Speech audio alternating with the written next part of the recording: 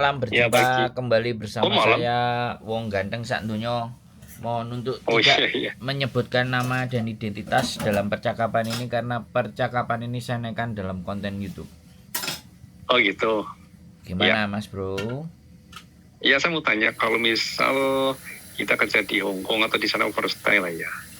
Terus kita ketangkep.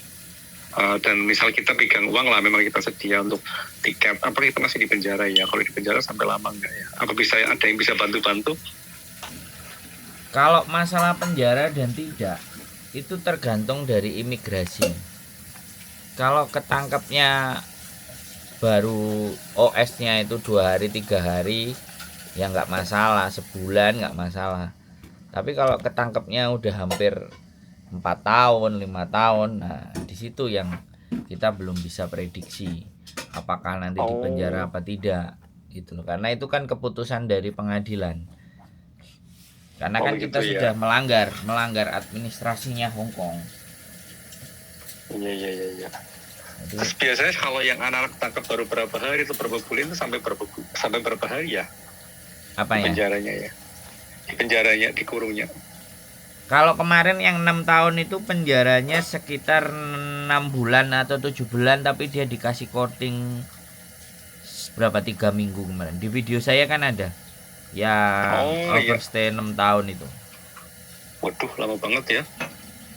Iya, jadi kalau kalau makanya ya, sekali lagi kalau memang sudah memutuskan overstay, banyakin tabungan, Iya banyakin iya paham ya semuanya. ya. Nah, jadi manfaatkan waktu yang di Hong Kong itu bukan untuk hura-hura atau buang-buang uang, tapi kumpulin sebanyak-banyaknya, karena kalau udah tertangkap, nah, kan kita sudah punya simpanan di Indonesia banyak kan kayak gitu. Ya oke oke ya ya ya. Jadi kita nggak bisa nentuin ya orang di penjara apa tidak, itu kita tidak bisa ditentukan. Tapi kalau Tergantung dari imigrasi ya ya, putusannya. Wong yang saya antar 6 tahun itu kemarin Oke. menyerahkan diri, Oh bukan iya iya iya. tertangkap, menyerahkan diri itu di penjara, Iya. menyerahkan diri aja Beda di dengan penjara tangkap ya. gitu. Tapi kalau sebulan 2 bulan saya rasa sih kemungkinan bisa Lebih pendek pulang. ya. Nggak di penjara. Tapi kalau udah tahunan, nah itu depend on, sekali lagi saya nggak bisa memastikan di penjara dan tidak, itu tergantung keputusan sidangnya. Iya. Jadi Terus kalau seperti itu. misal kita bisa masuk Hong Kong terus dapat kerjaan, misal katakanlah kok kerjanya itu di pet shop atau apa gitu loh. Terus bisa nggak kira-kira majikan itu mikirin kita bisa kerja di sana? Nah, kalau persoalan visa kerja itu selama ada majikan yang mau, ya kan, majikan yang mau, kemudian kita berangkat ke Hong Kong kan, sampean bertanyanya kan kita berangkat ke Hong Kong dulu baru cari majikan, terus Iya. majikannya Tuh. mau. Nah kalau majikannya mau ya kita diproses, tapi harus pulang Indonesia dulu, karena Oh kalau gitu. kalau itu yang pernah saya lakukan, saya itu masuk ke Hong Kong, 2 minggu saya dapat majikan.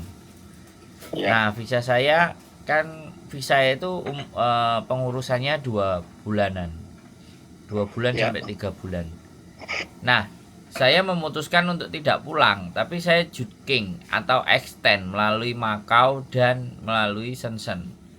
Di bulan yang Ya. keempat, visa saya tidak di-approve. Ya. Jadi saya memutuskan untuk keluarnya nggak ke Indonesia, cuman extend. Dan itu tidak Extend ya. di-approve. Dan itu terjadi pada Ya. diri saya sendiri. Oke. Jadi kalau sudah Oke. ada majikan mau tanda tangan ya sudah, silahkan pulang, tunggu visanya di Indonesia saja, biar visanya cepat turun, balik lagi ke Hong Kong udah bisa kerja. Oke. Jadi selama proses itu kita bisa keluar, bisa ke Bako atau kemana ya? Nggak bisa, buktinya saya keluar Oh, ke kemana-mana Indonesia ya? ya tidak di approve. Sampean perhatikan saya ngomong nggak? Oh ya. Kalau sampean dapat majikan, ya silahkan, Ya. setelah proses sampean pulang Indonesia, jangan keluar masuk. Kalau keluar masuk kayak saya, jatuhnya tidak di approve visanya. Oh ya, maksud ya. Tuh. Itu di Indonesia harus lewat PT ya. Sekarang kan ketat sekali sih lewat PT-PT begitu sih ya. Kalau dulu memang ada TKL yang masuk, sekarang kan susah ya kan. Kata siapa Mas? Banyak sekali. Hongkong sekarang udah banyak yang laki-laki masuk. Iya sih memang. Tapi ya pekerjaannya ya mau nggak mau akhirnya lewat belakang. Jadi ya sudah, Iya. kalau dia memutuskan untuk overstay, memutuskan untuk ngambil suaka, asilum, nah kayak gitu juga biasanya. Ya itu kan Iya. resiko masing-masing. Kalau saya sih nggak pernah menyarankan yang Iya. seperti itu. Ya tahu. Ya temenku ada sih yang kerja di itu, di renovasi gedung begitu. Ya gelap-gelapan. Ya banyak Mas, soalnya sekali lagi ya, Hongkong itu pekerjaan yang cari orang, bukan orang cari pekerjaan. Ya. Tinggal kita itu punya kemampuannya bagaimana, kemampuan bahasa kita Ya, nyambung skillnya. nggak gitu loh. Kalau bahasanya nyambung sama mereka, omong-omongan, dan kita bisa kerja dan mereka percaya, walaupun kita tidak punya dokumen, ya dokumen dianggapnya sudah bisa tinggal izinnya mati, yaitu malah mereka senang untuk menekan gajinya nggak sesuai dengan gaji yang dia berikan, ya kan pengusahanya seneng. Iya. Kalau dapat tenaga kerja murah tapi kerjaannya sama, kan begitu ceritanya. Ya bagaimana wong Ya, kita memang melanggar kok. Iya, salah. Gitu. Tidak. Kalau di Indo sih Jakarta biasanya mereka tawarkan kerjaan itu Pak. Di Hongkong itu kayak cuci piring, kalau renovasi apartemen udah biasa lah. Masih ada penawaran job di apa namanya, di pet shop itu lah, jaga anjing. Ya jadinya temenku yang masuk di sana. Karena dokumennya belum siap, paspornya masih udah mau mati. Jadi sekali lagi ya, kalau ya, job itu nggak bayar, saya sih sepakat. Tapi kalau job itu disuruh bayar di depan, itu yang saya nggak suka. Iya. Itu yang tukang hapus tukang tipu-tipu selalu bayar di depan. Jadi daripada dibuat bayar, mereka kan mending berangkat sendiri. Toh pun hasilnya nanti juga sama. Di sininya bisa. Saya sih pernah masuk dulu Pak, memang ke Hongkong 2 kali. Cuman karena dulu saya pernah ada teman di situ, agent di situ, perempuan gitu loh. Tapi sekarang udah nggak, jarang kontak. Aku bisa masuk apa enggak. Kalau lewat jasa Jakarta sih sebenarnya ada jasa handle begitu. Cuma nanti kita biasanya bayar job sampai di Hongkong itu kita bayar job begitu. Berapa lah, temenku ada yang begitu. Pokoknya kalau kerjaannya nggak profesional, bayar kayak gitu ya pasti. Tapi kalau pekerjaan profesional kan nggak bayar. Welder, tukang las, kemudian insinyur, itu barista, bartender, itu kan di hire sama kalian restorannya. Itu biasanya nggak perlu bayar. Bayar visa itu cuman bayar visa itu kalau di Hongkong 238 bro. Oh gitu ya. 230 itu cuma 400.000. Itu visa. Visa ya. Iya, kalau bayarnya 5 juta 10 juta ya saya nggak ngerti itu agennya apa dan di mana. Tapi kalau visa resmi dari pemerintah itu imigrasi Hongkong ya segitu 230. Itu untuk kelas yang, sekali lagi, untuk kelas visa yang domestic helper atau yang kalangan bawah. Tapi kalau yang untuk insinyur atau barista atau keahlian itu saya juga belum pernah mendengar orang visa. Tapi biasanya nggak terlalu jauh beda, sama aja visa. Oke. Kalau misal begini kira bisa nggak Pak apa boleh panggilnya? Misal kita kerja di Hongkong, bisa tuliskan untuk 1 bulan ya. Sebelum 1 bulan itu kita keluar ke Mako, terus nanti masuk lagi, kira-kira dikasih waktu nggak? Misal kasih waktu 1 bulan lagi gitu nggak? Ya, sekali lagi apa yang Anda tanyakan itu depend on immigration, depend on officer. Sama enggak nonton video saya yang jadi turis nekat kerja di Hongkong yang 2 tahun yang lalu yang saya upload? Jadi Belum, ini baru buka-buka. makanya Dari semalam ini. samen lihat video saya yang lama-lama punya. Yang lama itu saya nyeritain perjalanan saya di Hong Kong. Oh, Sampai 23 bulan saya bisa keluar masuk Hong Kong tanpa dideportasi. Nah, bulan yang ke-24 baru saya dideportasi. Ya itu semuanya tergantung. Kenapa? Caranya gimana itu? Makanya sampean lihat videonya. Kalau aku Ya, nanti buka-buka lagi yang lain. kalau aku nyeritain itu tak ceritain setengah hari mah ceritaku 23 bulan itu ndak habis. Satu hari satu malam suntuk bikin cerita wayang iya ndak habis. Oh iya. Jadi yang sampean tanyakan itu sudah saya lakukan sejak 2013 yang lalu. Sekarang 2024, 11 tahun yang lalu saya ngelakuin itu sudah. Iya, oke. Nah, dan sudah saya dokumentasikan ke video konten saya. Ya, dan nggak banyak ketat ya tahun ini ya. Sebenarnya kalau ketat dan tidak, itu sebenarnya menurut saya Hongkong masih sama saja. Cuman kadang-kadang yang membedakan kenapa dulu bisa bertahan dan sekarang teman-teman pada nggak bisa bertahan karena jalan pintas. Mereka nggak mau susah. Jadi kalau menurut saya begitu masuk ke Hongkong kemudian ada pekerjaan, ya kan, terus disimpan. Habis disimpan ya sudah, waktu visa habis ya harus jutking. Jadi jutking 2 hari terus masuk lagi. Nah itu nggak semua orang bisa masuk dan keluarnya itu di pintu yang berbeda. Dan harus diselang-seling. Sekarang border di Hongkong itu jauh lebih banyak dibandingkan saya dulu. Harusnya kalau bordernya lebih banyak kan, kalau kita mau mengamati dan kita mau melihat, kan kita bisa keluarnya beda-beda. Keluar dan masuknya itu di border yang berbeda. Kalau memang mau pakai jalur yang itu ya sebaiknya di Indonesia daftar juga visa Cina.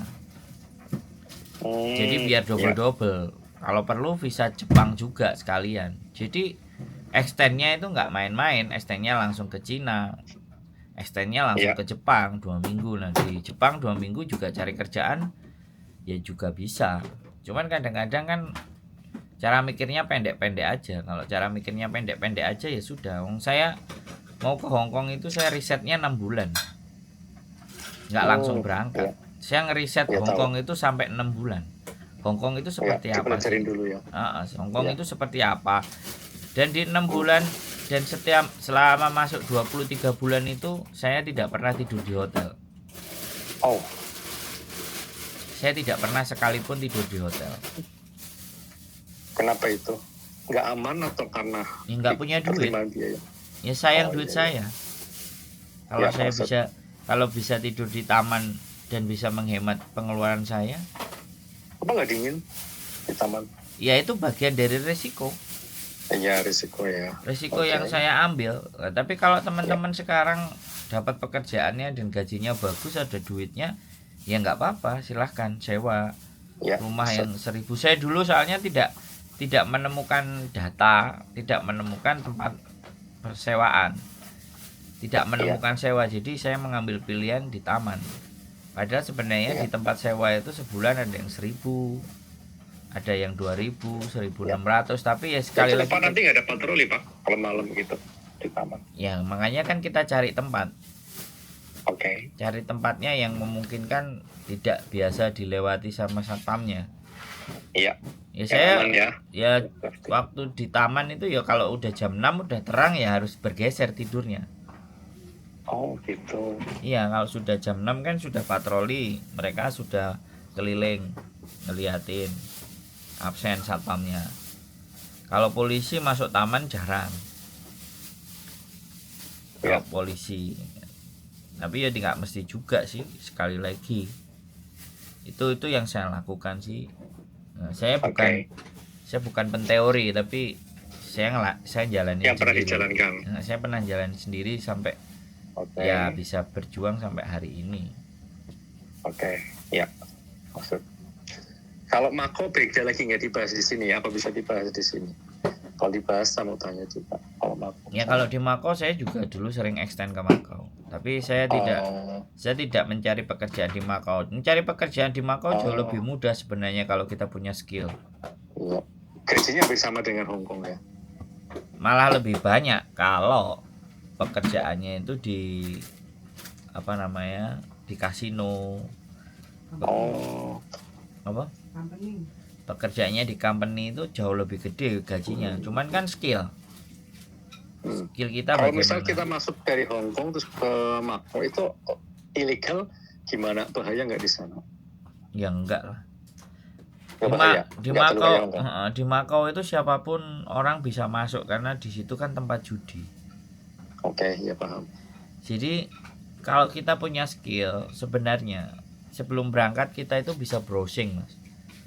Pekerjaan di Makau, di company resmi. Nah, kita bisa bahasanya apa? Mandarin, Kantonis, apa bahasa Inggris. Kalau ternyata kita bahasanya mumpuni, ya udah kita kirim aja lamaran ke mereka melalui web.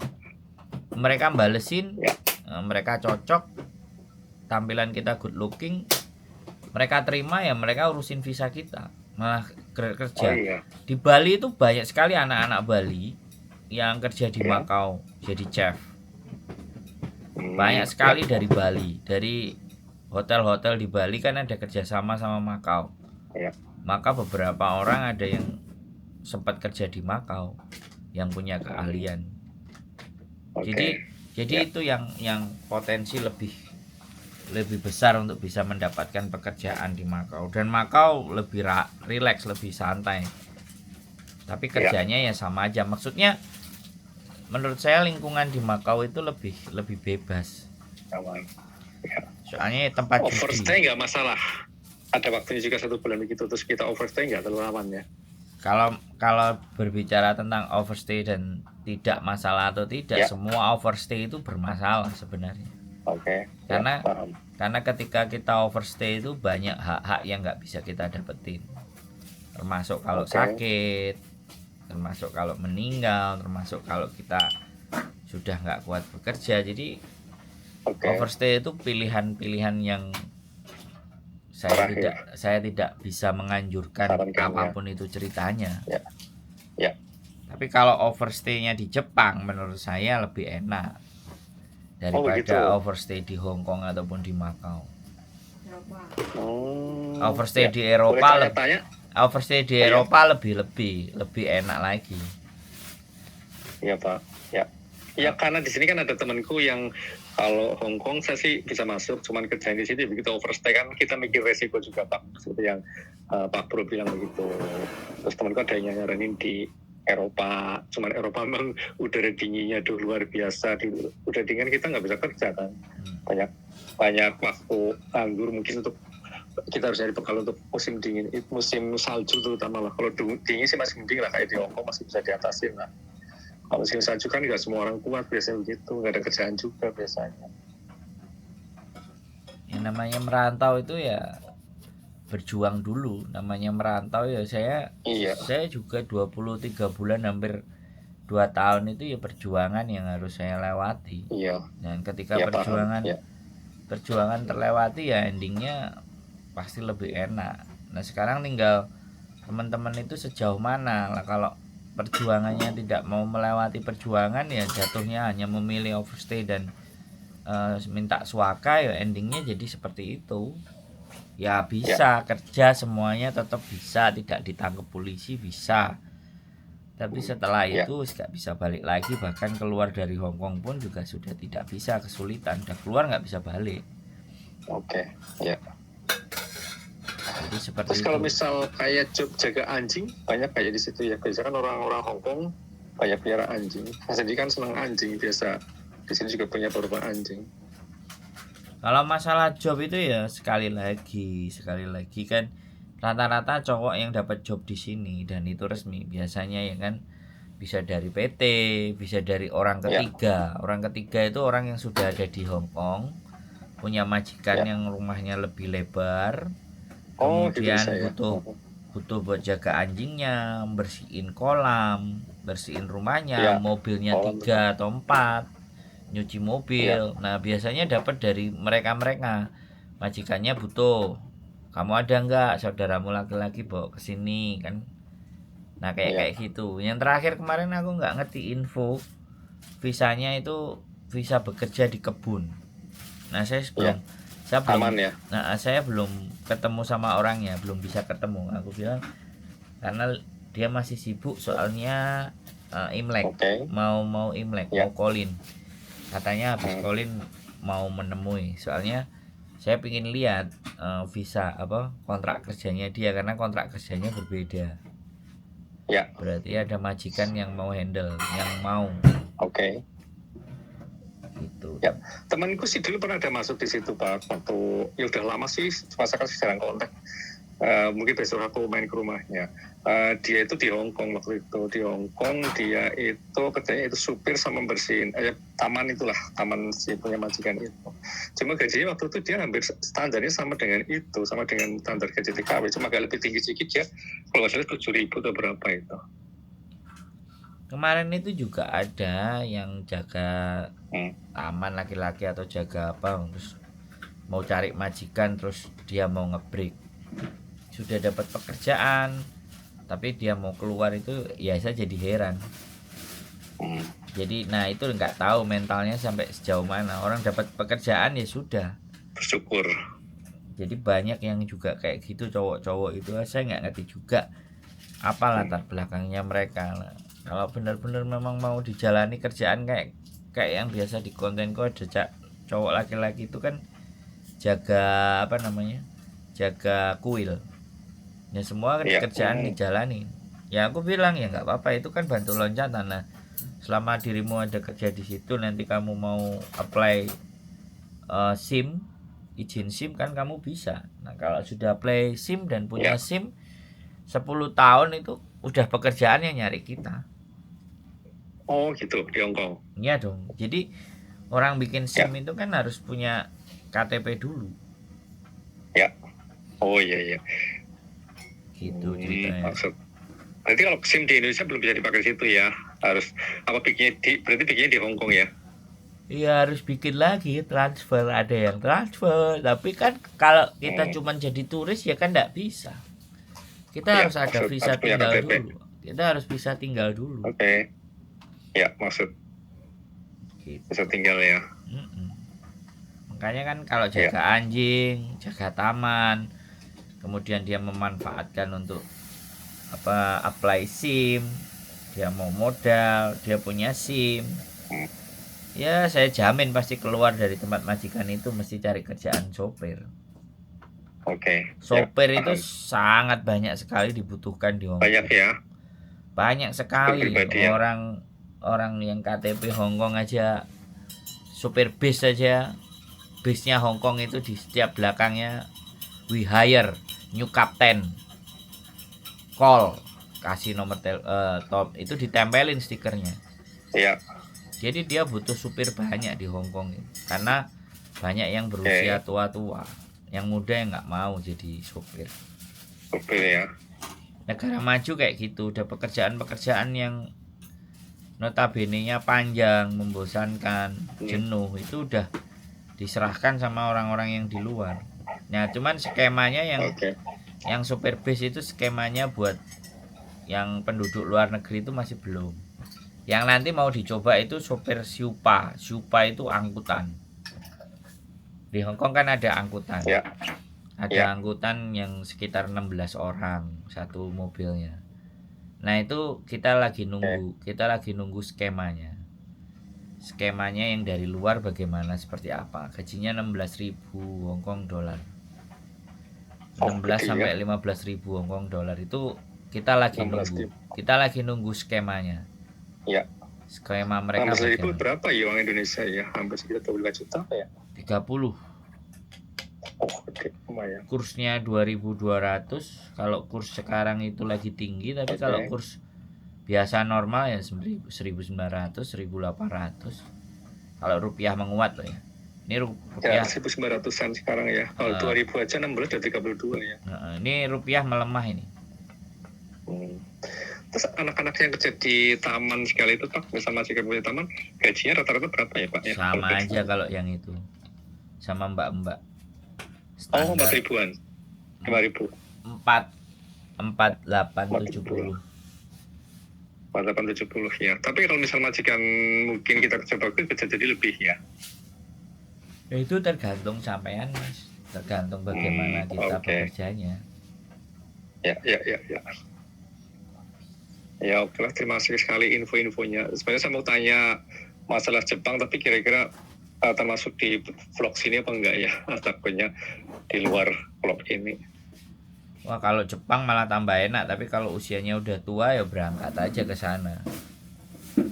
Ya, banyak di kebun ya itu ya, di kebun sayur ya Wah, pokoknya ya. Jepang banyak sekali Mas. Jepang itu malah Gemba namanya. Gemba itu yang kerja tenaga kasar itu. Saya dulu pernah juga di Jepang. Oh, Hampir 3 bulan. kebanyakan di apa itu Pak dulu Pak? Kebanyakan di cleaning service atau apa? Enggak resmi kayak gitu. Kalau saya dulu Iya, di maksud metal scrap. Jadi landscape itu apa? metal scrap itu kalau sampean tahu di Indonesia itu ada orang Madura kan rongsokan tuh. Rongsokan. Jadi rongsokan saya kerja di tempatnya orang Pakistan. 3 bulan saya kerja itu. Sehari 750.000. 70 ribu 770.000 yen apa 7 juta itu 700 pokoknya tak hitung satu hari itu saya dapat 750.000. Oh, tinggi sekali. Misal 750.000 satu hari, sebulan 10 hari 7 juta, 21 jutaan. Nah ya itu saya pernah 3 bulan dan dapat. Tapi tinggalnya kontrak. Saya dapat Sendiri lagi. 45 juta. Saya tinggal di situ. Oh. Dan sekarang pun itu. Nah, dan sekarang pun sebenarnya orangnya masih hubungan dengan saya welcome ya. Suruh nyariin anak buat jagain di sana. Cuman ya saya kan udah stay di itu Hongkong. Kerjanya milih-milihin rongsok apa? Iya. Itu kayak barang bekas apa? Oh, cuma jagain milih-milihin ya. Ya pokoknya dipilahin, terus ada juga yang ya, karatan, bagaimana ngilangin karatnya. Ya, terus apa ngangkutin ke truk. Jadi kita harus bantuin, terus pakai forklift. Kita ngangkutin pipa-pipa, terus kita naliin kawatnya di pinggirnya. Pokoknya jadi asistennya. Pokoknya jadi asistennya. Kalau misalnya dianya naik forklift ya kita gantungin barang-barang yang mau diambil itu. Nah itu resikonya juga luar biasa sebenarnya, tapi yo bagaimana wong pekerjaan ilegal ya kayak gitu. Terus tempatnya agak jauh di luar kota ya. Saya dulu cuma 3 bulan karena visa saya 3 bulan. Kalau visa saya bisa panjang terus kemungkinan ya saya masih ada di sana. Tapi 3 bulan udah cukup karena waktu itu punya masalah utangnya udah kelar ya sudah. Saya masih simpen itu, saya masih simpen nomornya. Saya kalau ke Jepang biasanya disuruh mampir. Kita ketemunya di Masjid Suzuki. Masjid Suzuki Shin Yokohama kalau nggak salah. Ya. Kalau overstay di Jepang rawan juga apa bisa agak nyaman? Tambah lebih aman sebenarnya kalau overstay di Jepang karena Jepang kan wilayahnya lebar. Yang menjadi overstay tidak aman itu ketika kita bergaul sesama orang Indonesia. Ya terus betul. konflik, terus dilaporin. Berkelahi sekali itu ya. Nah, makanya kan saya pernah melihat orang overstay di Jepang, orang Surabaya itu 30 tahun di Jepang. Ya. Dan dia single fighter. Artinya single fighter itu waktu berangkat juga tidak ada temennya. Waktu pulang dia juga tidak ada temennya. Temennya ya jarang orang Indonesia, cuman hanya orang-orang tertentu saja. Dan dia kenal sama, kalau saya nyebutnya itu kakak tertua. Jadi kakak tertua ini kenal sama orang Jepang yang ngurusin pindahan rumah, pindahan apartemen, pindahan toko, pokoknya moving, bisnis pindah-pindah, jasa untuk pengangkutan barang pindahan. Nah, dia kenal sama itu, jadi terus ditelepon kalau ada pekerjaan. Nah, kakak tertua itu punya tim, punya kelompok. Diteleponin lah kelompoknya semuanya. Dia butuh berapa manusia. Bahkan saya sama kakak tertuanya itu sudah masih jalin hubungan. Selalu ditanya kapan ke Jepang. Ya, tunggu bentar. Sekarang habis ini mau ke sana juga. Terus ada juga yang sudah dipercaya sama orang Jepangnya itu sekarang udah menikah sama perempuan di Jepang, sudah punya anak satu juga. Oh gitu. Ya. Jadi segala sesuatu itu kan kalau kita tahu dan kita rajin. Orang Jepang itu Ya, kan ada suka, hasil. orang Jepang kan suka yang rajin-rajin dan bisa dipercaya. Dan bisa dipercaya itu modal utama. Ya, benar. Betul. Terus kalau di Jepang itu kira-kira pernah ketemu teman yang masih job lain nggak? Masih job lain kira-kira apa ya? Selain misal kayak tadi Pak Bro kan di kayak gitu ya, di barang-barang bekas begitu. Misal ada job lain, kalau pun saya sih pernah dengar memang kalau misal job lain misal ada apa yang lain, apa restoran cuci piring atau apa kan nggak ya? Atau mungkin cleaning service. Makanya gini Mas, kalau sampai masuk jangan gelambiar yang dicari banyak dulu. Kalau kita masuk satu dulu yang kenalan, dan itu dijalani. Kalau bisa 3 bulan 4 bulan lamanya 6 bulan lamanya 1 tahun, otomatis pekerjaan itu secara bahasa juga kan kita udah mulai tuh. Ya, bisa Nah, nyambung. jangan ditinggal dulu. Yang duit sudah ada itu jalan dulu. Jadi Ya, kita pohon dulu ya. nah sambil kita ngelihat situasi dan keadaan mau bergeser kemana, mau geser ke apa. Ya, betul. Jadi Paham. kalau kita berangkat sudah optionnya banyak, maka yang terjadi bingung. Udah nyampe nggak betah, nggak enak, harus pingin geser. Tapi kalau optionnya cuma satu, ya satu itu mau nggak mau kan ditelatenin dulu. Setelah telaten yang satu lah, perkembangan selanjutnya nanti kan bisa. Berjalannya waktu kita sering komunikasi, Ya, paham. kita ngobrol ke kiri, ke kanan, ke atas, terus ada potensi, ada jauh lebih baik, ya kita pergi ke sana. Tapi kan setidaknya kan kita sudah punya bekal. Nah, kadang-kadang teman-teman itu kayak gitu. Nah, untuk nyari bekal yang pertama aja kadang-kadang belum bisa kecapai. Saya satu anak di Hong Kong itu pas saya pulang ke Indonesia dia ketemu di rumah. Dianya di Ponorogo, rumah saya di Kediri. Rumahnya istri di tempatnya mertua. Dia nyamperin. Terus di situ 2-3 hari dia belajar, nginep, bagaimana. Aku bilang bawa kertas, bawa pulpen. Ya sekarang udah tinggal di Hong Kong dia. Tapi ya itu pakai suaka, dan dia udah bisa cari-cari pekerjaan, sudah nggak lontang-lantung, jadi selalu ada jobnya. Dan dia bawa uang cuma 12 juta dan itu nggak habis semua, dan masih ada, dan sekarang sudah bisa balik uangnya segitu. Modalnya masih utuh, malah dia bisa balik. Tapi sekali lagi posisinya kan dia tidak mempertahankan visanya. Jadi visanya juga overstay. Visanya juga paper, kertas.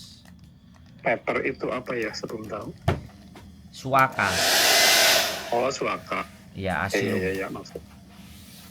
Asilum, suata, minka, suaka. Pak mau tanya, kalau di Jepang itu kan ada musim, kalau di Hong Kong kan paling cuma 2 lah ya, dingin, biasa, sama panas ya. Kalau di Hong Kong lah ya, masih kayak Indonesia lah ya, cuma bedanya di dingin. Kalau di Hong Kong musim salju ada ya, sampai berapa bulan ya, ada musim salju misal 3 bulan. Nanti musim dingin juga ada lagi 3 bulan gitu. Soalnya aku kalau dingin yang sampai 5 derajat dan badannya nggak kuat gitu. Kalau musim dingin biasa masih mending lah, kalau musim salju takutnya nggak kuat gitu. Gimana itu? Musim dinginnya berapa bulan, salju ada lagi juga ya? Ya kalau di Jepang ya, di Jepang sorry. Ya di Jepang ya begitu. Ya kalau nggak kuat dengan tantangan musim dingin ya bagaimanapun ya nggak usah berani ke Jepang. Iya, memang susah begitu. Itu tantangan alam yang memang harus dihadepin. Dijalanin, nggak bisa dirubah. Iya, kalau di Jepang ya mau nggak mau ini aja, saya nanti bulan Maret mau ke Sapporo, mau ke Hokkaido, mau nanyain pekerjaan di sana karena ada LPK sama ada LPK yang mau kerjasama dan mau bikin agensi di Jepang. Ya. Nanti ke Sapporo Berarti sama musim Hokkaido. salju juga 3 bulan Pak di sana. Kalau salju biasanya sih di Jepang Ya. itu antara Desember sampai Maret. Desember atau Ya, sampai oke. Februari. Terus habis itu musim apa? Dingin. Gugur. Apa dingin sama salju sama? Gugur semi. Gugur. Musim gugur. Musim semi. Suhunya sih nyaman ya. Gugur ya. semi terus panas lagi. Oh, habis panas salju lagi. Iya. Oh, berarti salju sama dingin jadi satu itu ya?